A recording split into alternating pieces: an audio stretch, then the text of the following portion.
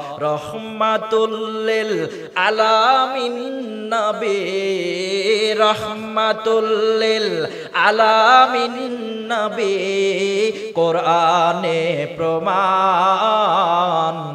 উম্মত বিনে কে বুঝিবে আমার দয়ার নবীর শান, বলেন উম্মত বিনে কে বুঝিবে আমার দয়ার নবীর শান। আশেক বিনে কে বুঝিবে আমার দয়ার নবীর শান। নবী আমার মদিনার বুলবুল, আমার আল্লাহ খুশি হয়ে নাম রেখেছে হাবিবে রসুল।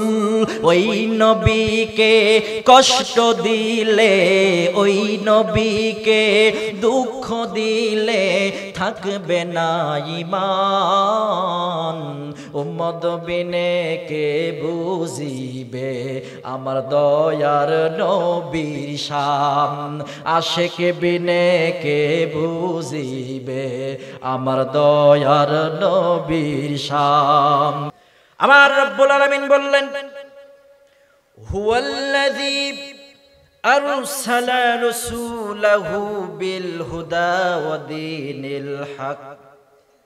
আমি এমন একজন নবী প্রেরণ করলাম যেই নবীর নাম হলেন মুহাম্মাদুর রাসূলুল্লাহ।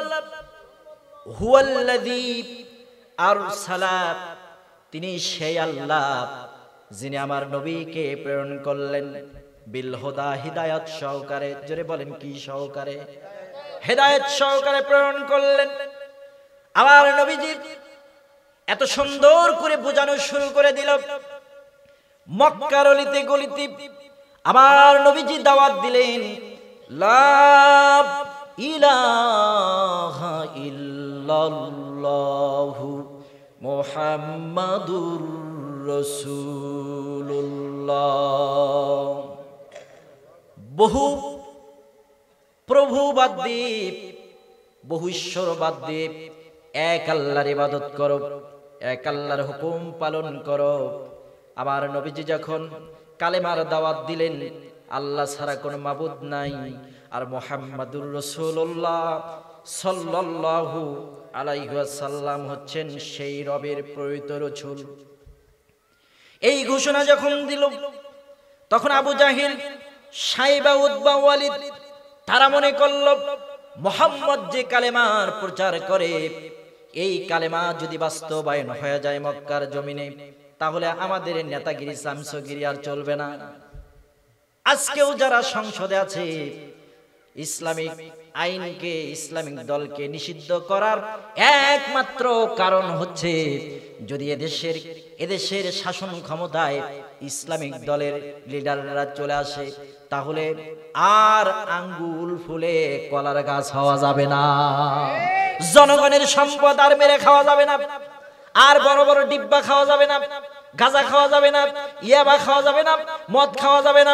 বাংলাদেশে নারীদের দেহ ব্যবসার সেই লাইসেন্স আর থাকবে না, মদের লাইসেন্স আর থাকবে না। এদেশের জমিনে কালেমার পতাকা পথ পথ করে উঠবে। এমনকি এদেশ এমন সুন্দর একটা দেশ হবে, এই দেশের নাম সোনার বাংলাদেশ। ঠিক বিশ্বের মানচিত্রে আমার বাংলাদেশ স্বর্ণে পরিণত হয়ে যাবে। আবু জাহেল তারাও চায়নি নবী এই কালেমার প্রচার করুক। আমার ভাইয়েরা, আল্লাহ রাব্বুল আলামিন বললেন, ইয়া রাসূলুল্লাহ, ইয়া হাবিবাল্লাহ, নবী গো, আমি আপনার মাধ্যমে দিনকে পরিপূর্ণ করলাম, আপনার মাধ্যমে সঠিক একটা গাইডলাইন দিলাম। আপনার উপরে আমি রব্বুল আলামিন 1 নয় 2 নয় 30 পারা কোরআন নাজিল করলাম। এই 30 পারা কোরআন নাজিল করে তামাম বিশ্বের মানুষদের জন্য হিদায়াতের গাইডলাইন আমি আল্লাহ আপনি নবীজি মুহাম্মাদুর রাসূলুল্লাহর মাধ্যমে মানব জাতির নিকটে আমি সুস্পষ্ট দলিল এবং মানুষকে বাঁচার পথ তৈরি করে দিলাম। জোরে জোরে বলেন সুবহানাল্লাহ। বিল হুদা, আমার নবী হিদায়াত নিয়ে এসেছেন। কেমন হিদায়াত দেখেন। একদিন একজন ইহুদি চক্রান্ত করলো আমার নবীকে হত্যা করবে। বাড়ি থেকে তরবারি নিয়ে আসলো। আমার নবীজির বাড়িতে মেহমান হলেন। আমার নবীজি ইহুদিকে আদর আপ্যায়ন করলেন। আমার নবীজি মেহমানকে বেশি ভালোবাসতেন, মেহমানকে সমাদর করতেন, নিজে না খেয়ে মেহমানকে খাওয়াতেন।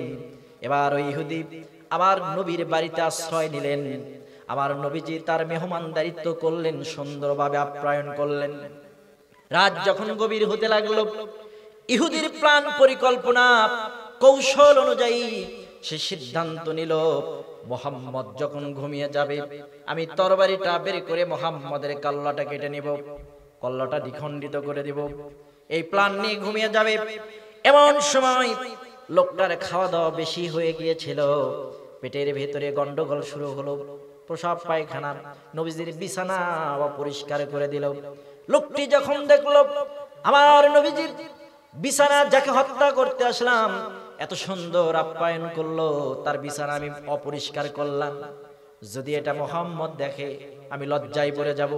এই জন্য ও ইহুদি সে চিন্তা করলো, নবী মুহাম্মদ ঘুম থেকে ওঠার আগে, এগুলো দেখার আগে তার বাড়ি ছেড়ে আমাকে চলে যেতে হবে। সুবহানাল্লাহ বলেন। এইবার বাড়ি ছেড়ে চলে গেল। নবীকে হত্যা করার জন্য আসছে, কিন্তু হত্যা করতে কি পেরেছে? নবীজিকে হত্যা করতে পারে নাই, বরঞ্চ যাওয়ার সময় তার তরবারিটা নবীজির কক্ষে রেখে গেছেন। বাসায় গিয়ে মনে হয়েছে, যেই তরবারি দিয়ে মুহাম্মদকে হত্যা করার জন্য গিয়েছিলাম, সেই তরবারিটা ছেড়ে এসেছি, তরবারিটা নিতে এসেছে। আসার পরে দেখে দয়ার নবী, মায়ার নবী, রহমাতাল লিল আলামিন, তার সেই কাপড় নষ্ট করা সেই পোশাকগুলো আমার নবীজি নিজে হাতে ধৌত করে দিচ্ছে। এই ইহুদি এই দৃশ্য দেখে আমার নবীকে জড়ায়া ধরে বললেন, ইয়া রাসূলুল্লাহ, ইয়া হাবিবাল্লাহ, নবী গো, আপনার এত সুন্দর চরিত্র, আপনার চরিত্রের মাধুর্য দেখে আমি ইহুদি আর ঠিক থাকতে পারলাম না। সঙ্গে সঙ্গে ইহুদি কালেমা পড়ে মুসলমান হয়ে গেলেন। লাভ পড়েন, লা ইলাহা ইল্লাল্লাহু মুহাম্মাদুর রাসূলুল্লাহ, রহমাতুল লিল আলামিন নবী, রহমাতুল লিল আলামিন নবী, কোরআনে প্রমাণ, উম্মত বিনে কে বুঝিবে আমার দয়ার নবীর শান। বলেন, উম্মত বিনে কে বুঝিবে আমার দয়ার নবীর শান, আশিক বিনে কে বুঝিবে আমার দয়ার নবীর শান। নবী আমার মদিনার বুলবুল, আমার আল্লাহ খুশি হয়ে নাম রেখেছে হাবিবে রসুল। ওই নবীকে কষ্ট দিলে, ওই নবীকে দুঃখ দিলে থাকবে না ঈমান। উম্মত বিনে কে বুঝিবে আমার দয়ার নবীর শান, আশিক বিনে কে বুঝিবে আমার দয়ার নবীর শান। কতক্ষণ ঠিক কিনা? আলোচনা কি চলবে? কতক্ষণ চলবে? কতক্ষণ চলবে? সম্মানিত ভাইয়েরা আমার, এই ইহুদি নবীকে হত্যা করতে এসে আমার নবীজির চেহারার প্রেমে পড়ে গেল, আমার নবীজির আদর্শের প্রেমে পড়ে গেল, আমার নবীজির চরিত্রের প্রেমে পড়ে গেল। ইহুদি আমার নবীজির হাত ধরে কালেমা পড়ে মুসলমান হলেন। আল্লাহ পাক বলে, ও নবী গো, শুধু শুধু আমি আল্লাহ পাক আপনাকে নবী হিসেবে প্রেরণ করে নাই, হুয়াল্লাযী আরসালা রাসূলাহু বিল হুদা, আপনাকে হেদায়েত দিয়ে, আপনাকে কমপ্লিট একটা গাইডলাইন দিয়ে মানব জাতির জন্য নাজিল করেছি। জোরে বলেন সুবহানাল্লাহ। আমার নবীকে হিদায়াত দিলেন। এই হিদায়াতের বাণী নিয়ে আমার নবীজি যখন কাফিরদের নিকটে গেল, ও কাফিররা, মক্কা শরীফের ভিতরে 360টি মূর্তি